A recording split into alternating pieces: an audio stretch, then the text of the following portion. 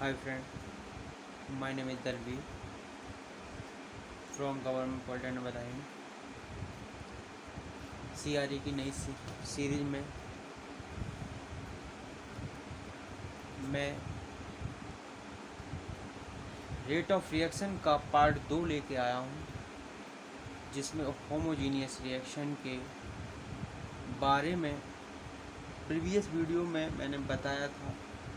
कुछ पोर्शन रह गया था, वो दूसरी वीडियो में कवर करूँगा। जैसा कि होमोजीनियस रिएक्शन मैंने पहले बता चुका हूँ कि सिंगल फेज हो। कैसी फेज हो? सिंगल। सेम फेज हो, प्रोडक्ट में रिएक्टेंट है, कैटलिस्ट सभी में सेम फेज हो। तो हमने उसका निकाल के बताया था rate of reaction minus dC/dt। ठीक है। अगर मैं यूनिट निकालना चाहूँ यहाँ से, यूनिट निकालना चाहूँगा तो -RA की 1/V dNA/dt। दैट्स मीन इसका मोल पर लीटर सेकंड। जो यूनिट आएगी क्या आएगी?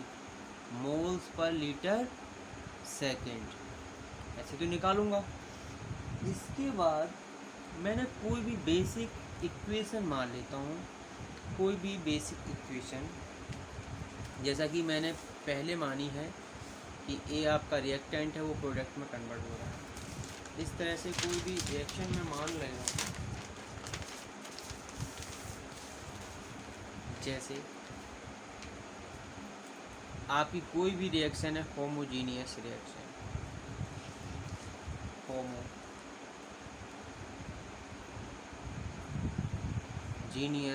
Reaction A is equal plus B gives C D. ये आपके क्या हैं? प्रोडक्ट। ये आपके क्या हैं? रिएक्टेंट। तो जब ये हैं आपके रिएक्टेंट, ये हैं आपके प्रोडक्ट, अगर मैं इसकी rate of reaction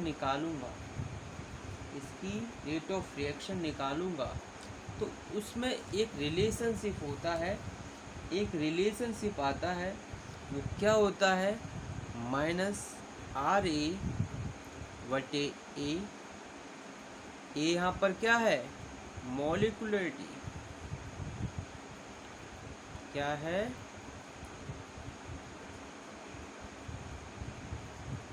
मॉलिक्युलरिटी is equal to -RV/V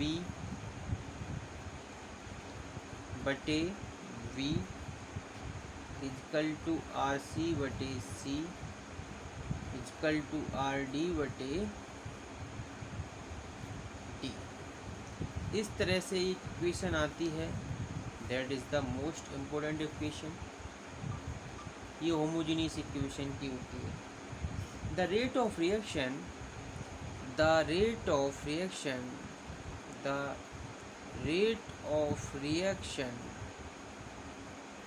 for homogeneous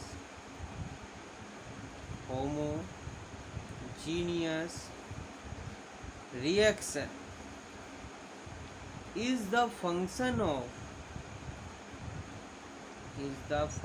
of concentration and temperature। जो -RA होगा वो इज द फंक्शन है किसका? कंसंट्रेशन का और टेम्परेचर। अलग अलग करना चाहें तो आप बोल सकते हो फंक्शन कंसंट्रेशन का है और फंक्शन टेम्परेचर का है। समझ में आ गया होमोजीनियस सिस्टम पूरा।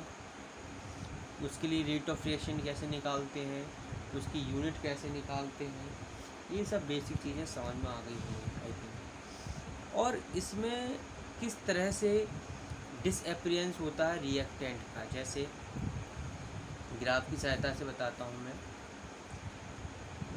इस तरह से आपका कोई टाइम है और उसकी कंसंट्रेशन में ग्राफ खींचते हैं, तो मैंने देखा कि आपका जो आपका रिएक्टेंट होगा वो पहले तो ज़्यादा होगा फिर वो कम होता हुआ आएगा। कैसे आएगा? रिएक्टेंट का ग्राफ इस तरह से होगा और प्रोडक्ट का ग्राफ इस तरह से। ये कैसा होगा? प्रोडक्ट का ग्राफ। ये कंसंट्रेशन और टाइम के बीच में ग्राफ आता है इस तरह से। ये प्रोडक्ट होता है और ये रिएक्टेंट के होता है। प्रोडक्ट की मात्रा बढ़ती जाती है, रिएक्टेंट की मात्रा घटती जाती है। इस तरह से इसका ग्राफ आ जाता है। मैंने अभी बताया -RA = -1/V dNA/dt। तो that mean moles of A disappear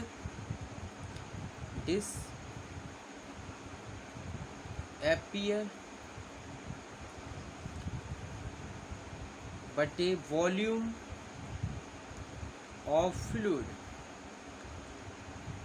multiply time। तो मोल्स ऑफ ए कितने डिसअपीयर हो रहे हैं? यहाँ से यूनिट जिस प्रकार से हमने निकाली थी मोल्स पर लीटर सेकेंड, तो इसी प्रकार से हेट्रोजीनियस के लिए अलग अलग फेजेस आएंगी और हेट्रोजीनियस सिस्टम का मैं पार्ट 3 में मैं बताऊँगा कि किस तरह से उसकी रेट ऑफ रिएक्शंस को निकाला जाता है। ठीक है, ओके, थैंक्स।